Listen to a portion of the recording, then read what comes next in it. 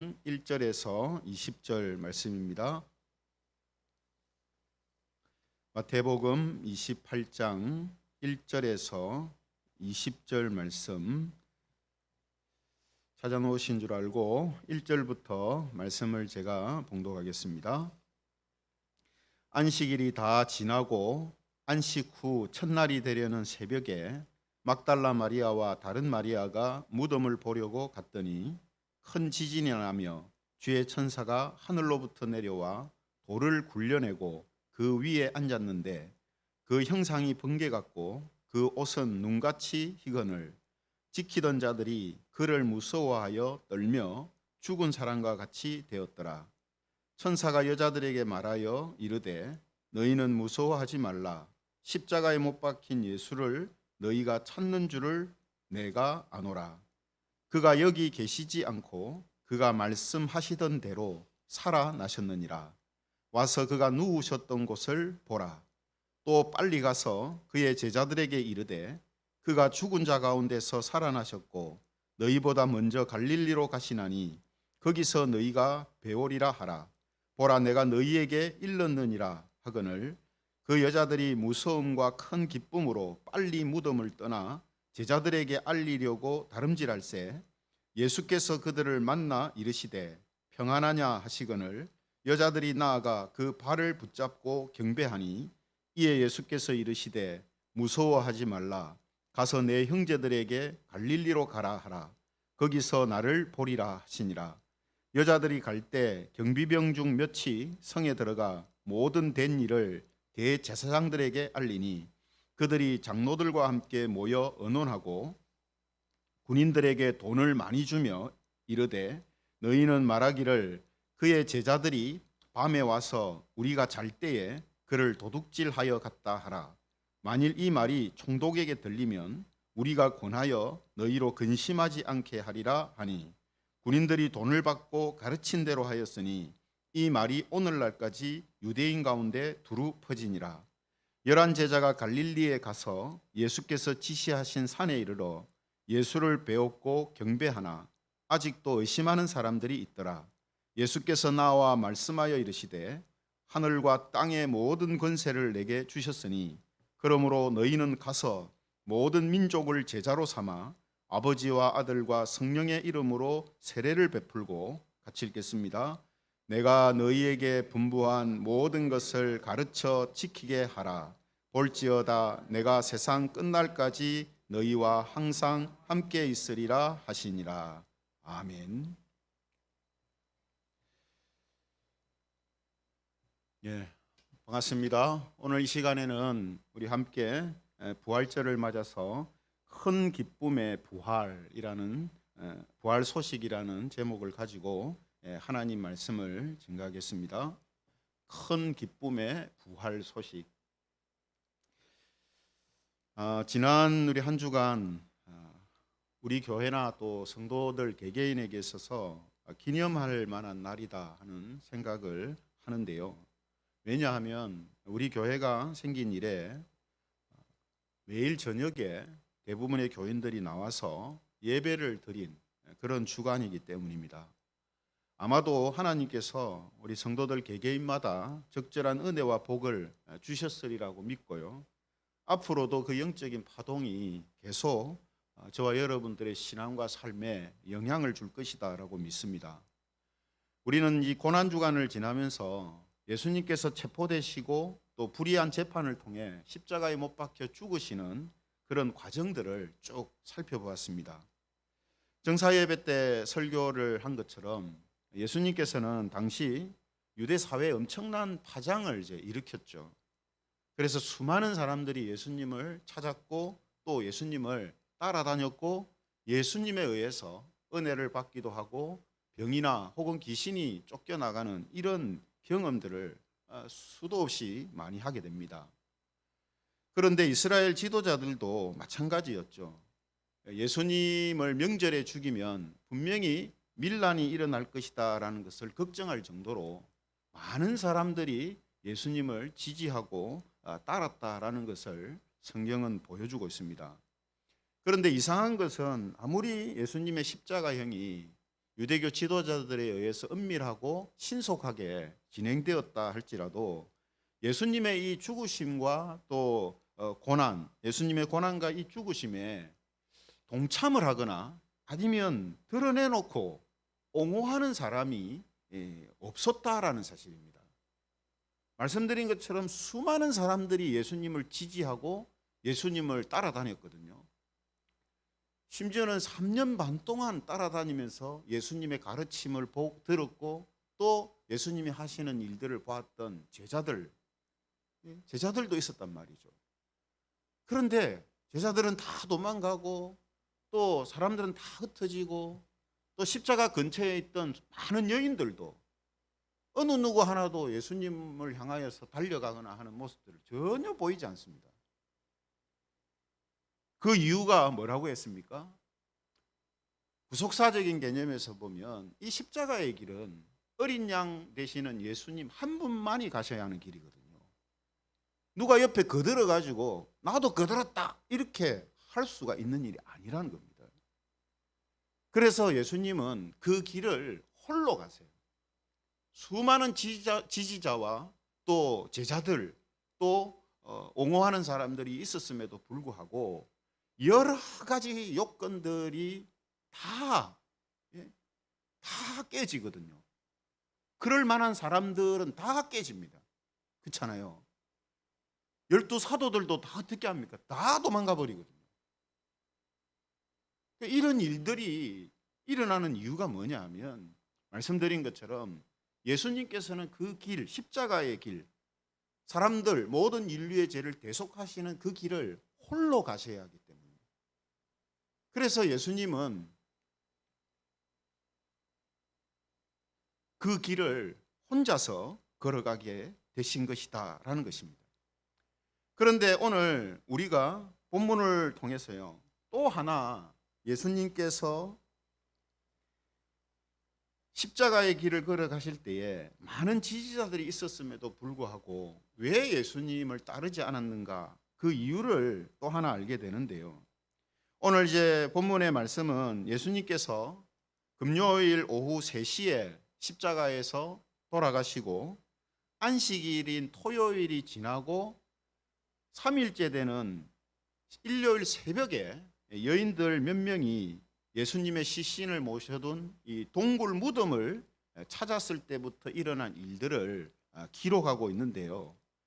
여인들이 무덤에 도착했을 때에는 어떤 상황이었습니까? 예수님의 시신은 없고 천사가 나타나 가지고 예수님이 부활하셨다라는 소식을 알려주었습니다. 그게 오늘 본문 6절에 이제 나오는데요. 6절에 보시면 그가 여기 계시지 않고 그가 말씀하신 대로 살아나셨느니라 와서 그가 누우셨던 곳을 보라 이렇게 말하고 있습니다. 여러분 천사가 한 말이 뭡니까? 예수님이 말씀하시던 대로 살아나셨다 이렇게 하셨거든요. 우리가 마태복음에서 이제 나타나는 예수님의 그 부활 예고를 보면 정확하게 이야기하신 곳이 이제 3군데입니다. 3번을 이야기하셨거든요. 예수님께서 유대교 지도자들에게 많은 고난을 받으시고 죽으시고 3일 만에 다시 살아날 것이다라는 것을 분명하게 말한 것이 3번입니다. 그런데 그 외에 간접적으로 제자들에게 말하시거나 보여주신 내용들까지 합치면 제자들이 그것을 믿든지 안 믿든지 간에 분명히 예수님께서 그런 말씀을 하셨다는 것을 알 수 있을 만큼 예수님께서 충분히 이야기를 하신 거거든요. 그래서 천사도 여인들한테 뭐라고 했다 했습니까? 예수님이 너희들에게 말씀하신 그대로 말씀하시던 대로 살아나셨다 이렇게 말한 거거든요.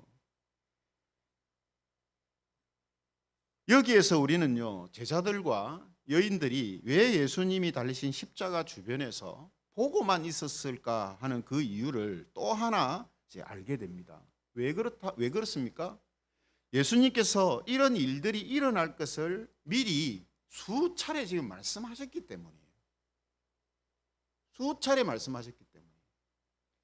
그러니까 성경에는 기록이 안 돼 있습니다만 지금 예수님께서 고난 받으시고 죽으시고 부활하실 거다라는 것을 제자들한테 말씀하셨다는 말은 그 길은 예수님 혼자 가는 길이지 너희들이 같이 동조해서 나를 지지하고 같이 죽고 하는 그런 길이 아니다라는 것까지도 그 말씀 속에 포함되어 있거든요. 그렇잖아요, 그죠? 그래서 우리는 이 여인들과 제자들이, 물론 제자들은 믿음이 없음으로 인해서 다 도망갔지만 여인들은 어떻습니까? 십자가 주변에 마태복음의 증언처럼 많은 여인들이 있었다 했거든요. 근데 그 여인들은 그냥 묵묵히 보고 있는 것 같아요. 물론 많이 눈물을 흘리고 슬퍼했겠지만 예수님의 그 고난 받으시는 모습을 보고 안 울 여인이 어디 있겠습니까? 다 울었겠죠. 그러나 그 우는 가운데서도 예수님의 그 죽으심의 길을 따르겠다라고 나가거나 혹은 가로막거나 하는 사람들이 전혀 없거든요. 왜 그렇다고요? 예수님께서 미리 예수님의 그 고난과 죽으심과 부활하심에 대하여서 다 말씀을 해 놓으셨기 때문에 여인들이 예수님의 그 말씀하신 대로 그 일들이 진행되는 것을 그냥 보고 있는 거예요. 그래서 예수님이 말씀하신 3일째 되는 날 여인들이 어떻게 했습니까? 예수님 무덤을 찾아오잖아요. 어떤 생각을 가지고 찾아오겠습니까? 예수님이 말씀하시던 대로 살아나셨을까? 이거죠. 살아나셨을까? 근데 천사가 뭐라고 대답을 해줍니까? 예수님이 말씀하시던 대로 살아나셨느니라 이렇게 말씀하시거든요.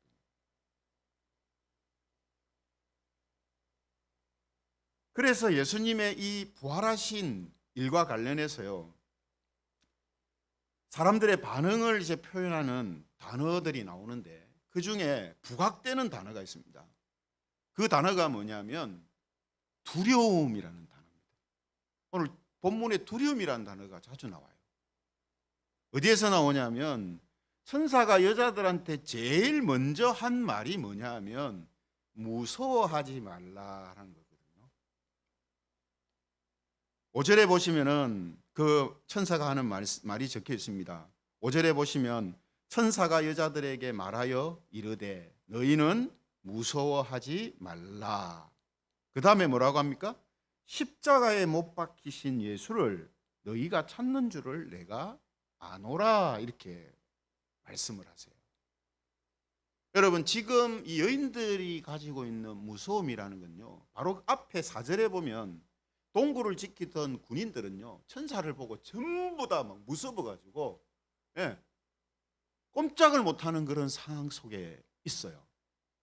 근데 이 여인들을 향하여서 천사들이 무서워하지 말라 했을 때 그 무서움은요, 군인들이 천사 보고 놀라는 그런 무서움을 지금 이야기하는 게 아닙니다.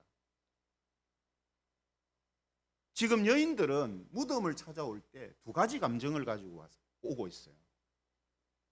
하나는 뭡니까? 예수님이 살아나셨을까?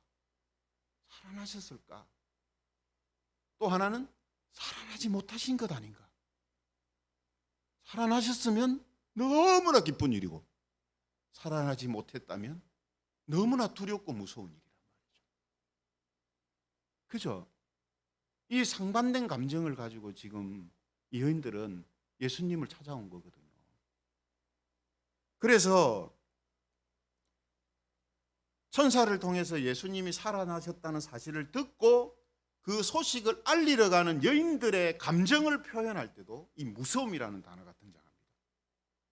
8절에 보십시오. 8절에 보시면 그 여자들이 무서움과 큰 기쁨으로 빨리 무덤을 떠나 제자들에게 알리려고 다름질할세 이렇게 돼 있죠. 예수님 살아나셨다고 천사가 말했으면 아이고 기쁘다 하고 가면 되는데 성경은 뭐라고 했습니까? 무서움과 큰 기쁨으로. 이 무서움은 뭘 말한다고요 지금? 천사가 지금 예수님이 살아나셨다 했는데 정말 살아나신 거 맞는가 하는 거기에서 오는 무서움이에요. 아닌가? 아니면 안 되는데. 여러분, 사람의 감정이 이럴 수 있거든요. 그죠? 정말 간절히 바라는 건데 이게 실제로 이루어질 수 없는 일인데 이게 일어나지 않은 것 아닌가? 아니면 어떠지? 어떻게 하지? 이런 반신반의하는 마음, 이게 사람들한테 있단 말이거든요. 특별히 부활에 대한 소식을 듣고 예수님을 지금 부활하셨다라고 생각하고 믿어야 되는 이 여인들한테 이런 모습들이 지금 나오고 있다는 겁니다. 또 예수님께서 여인들을 만나셨을 때에도요, 역시 무서움이라는 단어를 사용하십니다. 10절에 보시면요, 이렇게 예수님이 그 여인들한테 말씀하시죠. 10절에 보면 이에 예수께서 이르시되 무서워하지 말라. 내 형제들에게 갈릴리로 가라 하라. 거기서 나를 보리라. 무서워하지 마라. 제일 먼저 그부터 이야기하시죠. 지금 여인들이 무서움과 큰 기쁨을 가지고 지금 제자들한테 찾아가고 있는데 예수님이 나타나셔서 무서워하지 마라 이렇게 말씀하신단 말이에요. 그 무서움은 어떤 무서움이라고요? 예수님이 부활하신 그 사실에 대하여서 지금 이 여인들이 가지고 있는 걱정과 무서움을 말하는 겁니다. 예수님이 정말 살아나신 것인가? 그렇지 않으면 어떻게 하지? 바로 이거예요.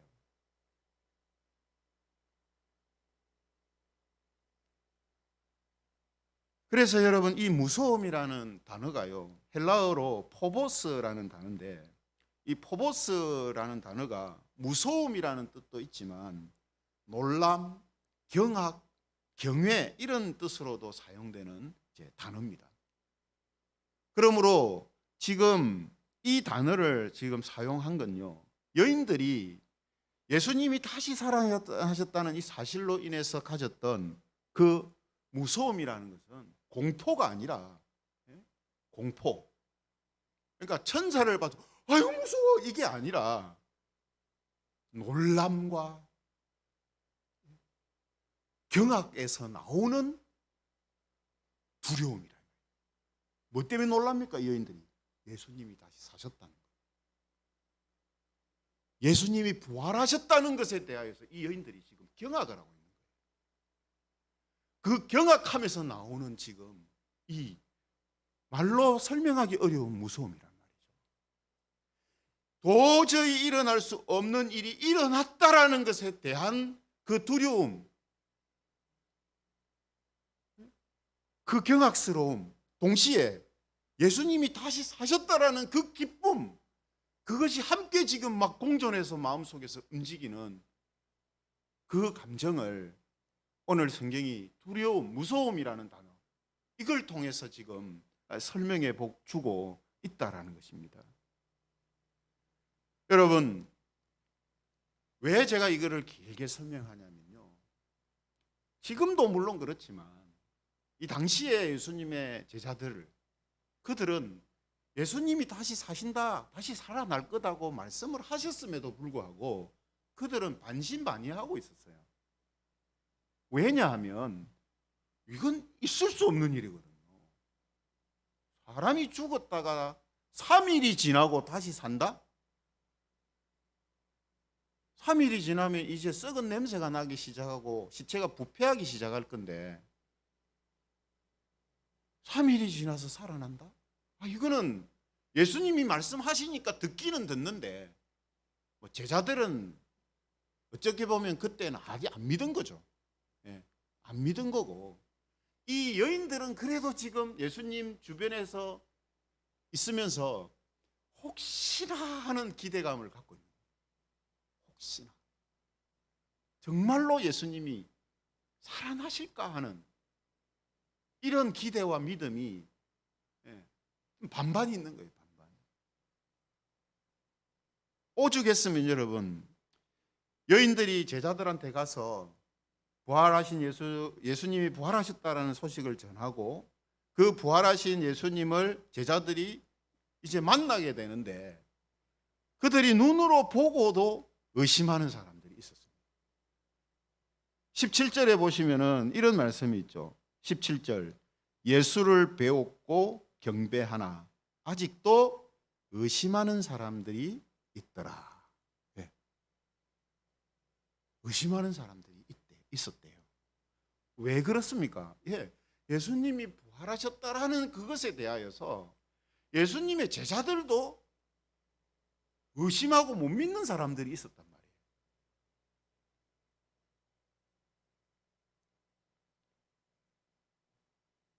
그래서 여러분, 예수님께서 동굴에 있던 그 시신이 없어졌다라는 이 소식을 이 이스라엘 지도자들이 듣고 나서 그들이 취한 조치가 뭡니까? 무덤을 지키던 군인들한테 돈을 주면서 예수님의 제자들이 밤에 와가지고 우리가 잘 때 도둑질 해갔다 이렇게 말하라고 합니다. 그리고 이 말이 지금까지도 유대인 가운데 두루 퍼져 있게 되었다 이렇게 성경이 우리에게 설명해 주고 있거든요. 여러분, 예수님의 제자들과 사도들은 예수님이 이 십자가의 고난을 당하시고 부활하실 때까지는 예수님이 하신 말씀을 말씀드린 것처럼 반신반의하고 있었습니다. 반은 믿고 반은 의심하고 있었죠.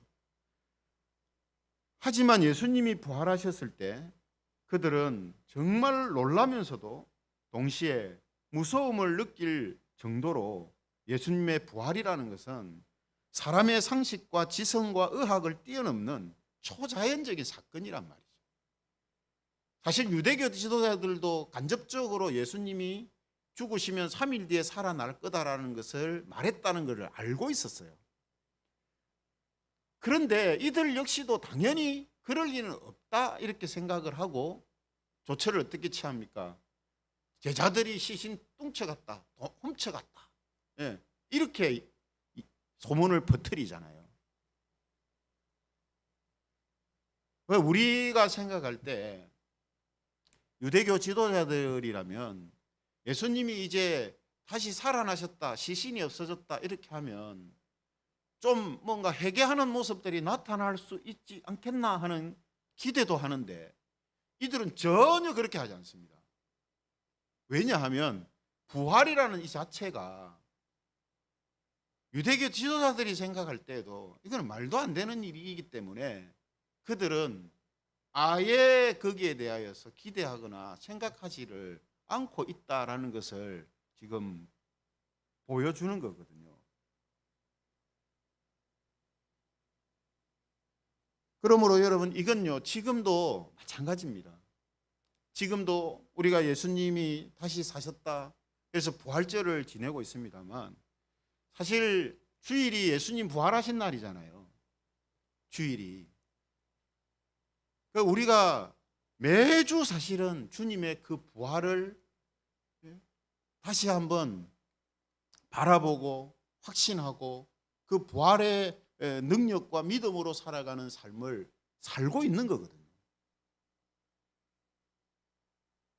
하지만 우리가 평소에 그런 주의를 통하여서 예수님의 그 고난받으심과 또 부활하심에 대하여서 심도 깊게 살펴볼 기회들이 부족하기 때문에 우리가 고난주간이라든지 부활절을 통해서 우리가 매주 하나님께 주일에 드리는 이 예배가 바로 예수님의 부활의 날, 부활의 그 소식을 듣고 하나님께 기쁨으로 확신 가운데 드리는 그런 예배이구나 하는 것을 우리는 알게 되는 거죠.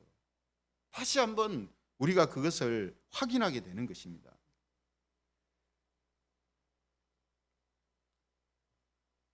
이런 놀라운 사건이 바로 예수님의 부활하심의 사건이다 하는 것을 우리는 성경을 통해서 다시 한번 알게 되는 거죠. 한번 생각해 보십시오. 예수님을 3년 반 동안 따라다니면서요. 예수님을 통해서 주옥 같은 진리의 말씀들을 듣고요. 예수님이 행하시는 수많은 기적들을 본 사람들인데 예수님이 다시 살아나실 것이다라는 말씀도 계속 들었단 말이에요. 근데 실제 예수님이 다시 살아나셨는데도 제자들은 지금 막 기뻐하는 게 아니고 기뻐하면서도 이게 진짜인가? 예? 이상한 두려움, 이상한 무서움 속에 그들이 지금 있는 것을 보여주잖아요. 왜 그렇다고요? 예수님의 부활은 그만큼, 이거는 사람의 이성적으로 생각을 해도, 상식으로 생각해도 이거는 이해가 될 수 있는 문제가 아니기 때문입니다.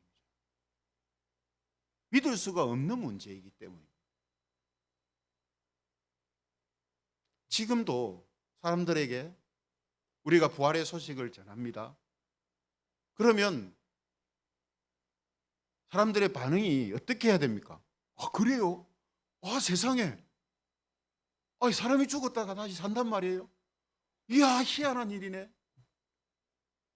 이렇게 반응을 해야 되는데 전혀 그렇게 안 합니다. 왜죠? 그건 말도 안 되는 이야기다, 이렇게 생각하기 때문에. 있을 수 없는 이야기다, 이렇게 생각하기 때문에. 그런 있을 수 없는 이야기를 저와 여러분들은 사실로 믿고 있고, 그죠?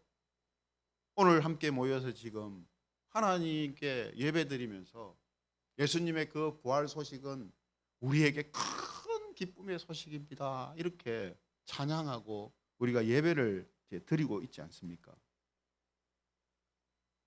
그래서 이 부활은요, 예수님의 제자들 또 사도들에게 있어서 이 부활은 정말로 그들이 예수님을 향하여서 완전히 돌아서게 만드는 사건이었습니다. 그동안은 반신반의하면서 예수님을 따라다녔거든요. 예수님 말씀하는 것 따라 있고 자기 생각하는 것 따라 있고 예수님의 뜻 따로 있고 자기 뜻 따로 있고 이렇게 예수님을 따라다녔단 말이에요. 그런데 예수님의 이 부활의 사건을 정점으로 해서 제자들과 사도들이 완전히 바뀌기 시작합니다. 그래서 예수님은 제자들한테 이런 말씀을 하시는 거예요. 오늘 보면 19절 20절에 보면 이렇게 말씀을 하시죠. 19절 20절. 그러므로 너희는 가서 모든 민족을 제자로 삼아. 세상에 지금 제자들 어떤 상황입니까? 다 도망갔어요, 여러분. 지금 열심히 고향으로 가고 있는 사람들도 있어요, 지금. 그런데 예수님은 어떻게 해요? 제자들을 다시 만나서 그들에게 뭐라고 하십니까? 너희는 가서 모든 민족을 제자로 삼아. 얼마 전까지만 해도 예수님을 부인하고 버리고 예수님의 말씀을 믿지도 못하고 다 뿔뿔이 흩어졌던 사람들이거든요. 그런 어떻게 보면 신앙적으로 오합지졸인 사람들한테 뭐라고 하세요? 모든 민족을 제자로 삼아 아버지와 아들과 성령의 이름으로 세례를 베풀고 내가 너희에게 분부한 모든 것을 가르쳐 지키게 하라. 볼지어다 내가 세상 끝날까지 너희와 항상 함께 있으리라 하시니라. 왜 이런 말씀을 하십니까? 신앙적으로 볼 때 오합지졸인 이 사람들한테 예수님이 어떻게 이런 당부를 하실 수 있습니까? 부활 때문입니다. 부활. 예수님의 부활하심 때문이에요. 그래서 사도들이 가장 많이 핍박받았던 이유가 뭐냐면 부활하신 예수님을 전했기 때문에, 예수님이 다시 살아나셨다고 전했기 때문에 특히 유대인들이 사도들을 가만 놔두지 않은 거고 기독교를 강력하게 핍박한 거거든요. 다시 살아나셨다. 그런데 예수님의 이 부활은 다른 사람과 세상들로부터 극심한 고난을 받게 하는 것이었지만 동시에 제자들로 하여금 하나님이 주시는 능력이 그들을 통해서 나타나게 되는, 그리고 그들의 삶이 완전히 바뀌게 되는 그런 사건이었다라는 것입니다. 그러므로 부활이 이만큼 중요한 것이다는 거죠. 그래서 사도들과 제자들은 그 예수님의 부활하심을 통하여서 그 부활에 대한 확신을 가지고 두려움은 이제 던져버리고 큰 기쁨과 확신 가운데 부활하신 예수님이 하신 말씀 그대로 예수님과 복음을 전하고 또 다른 예수님의 제자들을 세우면서 그들이 복음과 진리로 살아가는 삶이 사람들이 될 수 있도록 가르쳤던 것입니다. 그것이 지금 오늘 우리가 보고 있는 지금까지 펼쳐온 하나님의 그 역사와 계획들이 지금 우리가 보고 있는 현재의 모습이거든요. 그러므로 사도들이 그렇게 복음을 전하고 또 그 전함을 통하여서 또 다른 그리스도인들이 세워지고 그들이 복음과 진리로 살아가는 모습으로 세상 속에 지금 흩어져 있는 그 자체가 뭐냐면 예수님이 부활하심을 통하여서 일어난 일이요, 예수님이 부활하셨다는 사실을 반증하는 일들이라는 거예요. 예수님이 부활하셨다. 이런 의미에서 지금 예수님과 복음을 믿고 복음과 진리로 살아가고 있는 저와 여러분 같은 성도들이 바로 예수님이 부활하셨다라는 확실한 증거가 되는 것이다 라는 겁니다. 그리고 예수님의 부활을 믿는 모든 성도들 역시 그 예수님의 그 부활을 통해서, 여러분 부활이라는 건요 예수님이 죽었다 살아났다 끝 이게 아닙니다. 예수님이 죽으셨다가 살아났다는 것은 곧 지금 살아계시다는 뜻이 되는 것이고, 지금 예수님이 말씀하셨던 그동안의 많은 말씀들이 전부 다 진짜로 이제 다 이루어진다라는 뜻이기도 합니다. 그렇잖아요, 그죠? 미래에 대한 예수님의 말씀들, 하나님의 나라가 언제 이루어지고 뭐 하나님 나라가 임할 때는 이런 일들이 저런 일들이 생기고 세상의 끝이 있고, 봤습니까 누가? 아무도 못 보고 예수님이 하신 말씀밖에 없어요. 그냥 예수님의 말씀만 들으면 믿을 수 없어요. 근데 뭐가 믿게 한다고요? 예수님의 부활하심이, 예수님이 하신 다른 모든 말씀도 다 믿게끔 한단 말이에요. 그게 바로 제자들의 모습인 거예요. 다시 살아나셨기에 예수님이 하신 다른 모든 말씀도 진리요 반드시 성취되는 일이다라는 확신 가운데 제자들이 있었기 때문에 예수님이 그들에게 부여하신 지상 사명을 그들이 앞서서 자기의 생명과 삶을 바쳐가면서 그런 삶을 사는 거거든요. 왜 사셨다고요? 예수님의 부활이 틀림없다라는 것을 자신들의 그러한 예수님의 말씀대로 살아가는 삶을 보여줌을 통해서 증명하고 증거하는 거란 말이죠. 그러므로 저와 여러분들도 여전히 뭡니까? 부활의 능력과 부활의 소망과 부활의 확신 가운데 살아가는 사람들이어야 합니다. 세상에서 뭐 이렇게 저렇게 살아야 된다, 사랑하고 위로하고 격려하고 살아야 된다, 이게 다 좋아요. 다 좋은데 그런 것 좀 못해도 됩니다. 근데 뭐가 분명해야 되냐면 예수님의 부활하심이 틀림이 없는 일이요, 그것을 내가 믿는다, 확신한다라는 믿음이 내게 확실히 있어야 됩니다.